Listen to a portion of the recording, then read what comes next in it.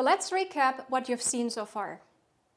RLHF is a fine-tuning process that aligns LLMs with human preferences. In this process, you make use of a reward model to assess an LLM's completions of a prompt dataset against some human preference metric, like helpful or not helpful. Next, you use a reinforcement learning algorithm, in this case PPO, to update the weights of the LLM based on the reward assigned to the completions generated by the current version of the LLM. You'll carry out this cycle over multiple iterations using many different prompts and updates of the model weights until you obtain your desired degree of alignment. Your end result is a human-aligned LLM that you can use in your application.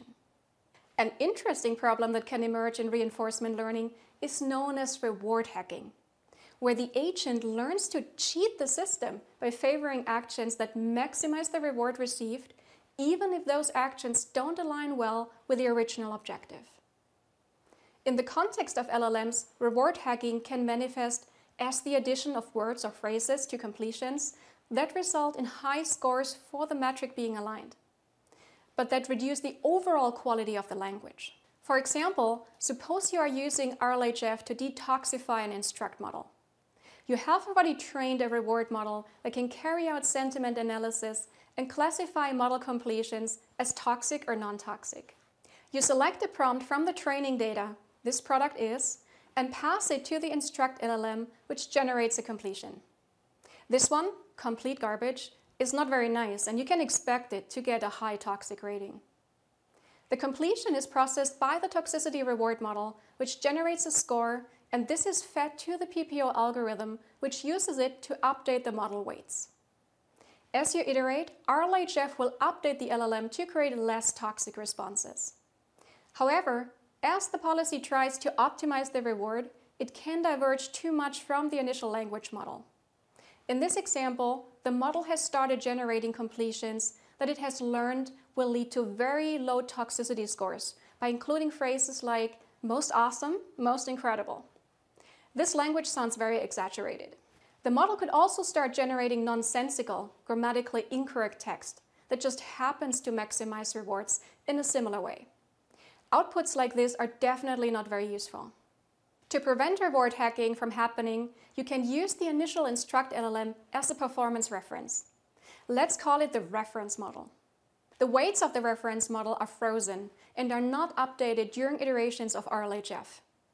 This way, you always maintain a single reference model to compare to. During training, each prompt is passed to both models, generating a completion by the reference LLM and the intermediate RL updated model.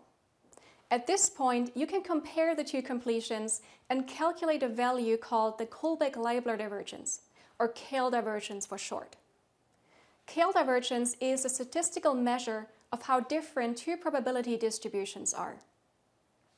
You can use it to compare the completions of the two models and determine how much the updated model has diverged from the reference. Don't worry too much about the details of how this works. The KL divergence algorithm is included in many standard machine learning libraries, and you can use it without knowing all the math behind it. You'll actually make use of KL divergence in this week's lab, so you can see how this works for yourself. KL divergence is calculated for each generated token across the whole vocabulary of the LLM. This can easily be tens or hundreds of thousands of tokens. However, using a softmax function, you reduce the number of probabilities to much less than the full vocabulary size. Keep in mind that this is still a relatively compute-expensive process, so you will almost always benefit from using GPUs.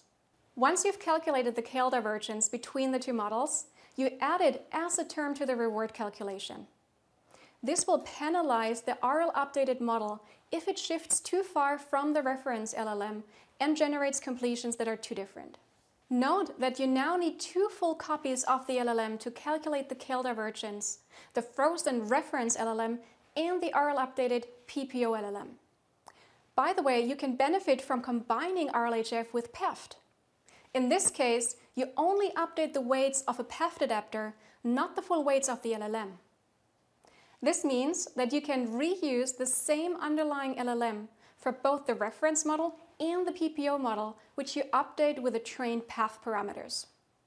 This reduces the memory footprint during training by approximately half. I know that there is a lot to take in here, but don't worry, RLHF with PEFT is going to be covered in the lab, so you'll get a chance to see this in action and try it out for yourself. Once you have completed your RLHF alignment of the model, you will want to assess the model's performance. You can use the summarization dataset to quantify the reduction in toxicity. For example, the dialogue sum dataset that you saw earlier in the course. The number you'll use here is the toxicity score. This is the probability of the negative class, in this case a toxic or hateful response, averaged across the completions. If RLHF has successfully reduced the toxicity of your LLM, this score should go down. First, you'll create a baseline toxicity score for the original Instruct LLM by evaluating its completions of the summarization dataset with a reward model that can assess toxic language. Then, you'll evaluate your newly human-aligned model on the same dataset and compare the scores. In this example, the toxicity score has indeed decreased after RLHF, indicating a less toxic, better aligned model. Again, you'll see all of this in this week's lab.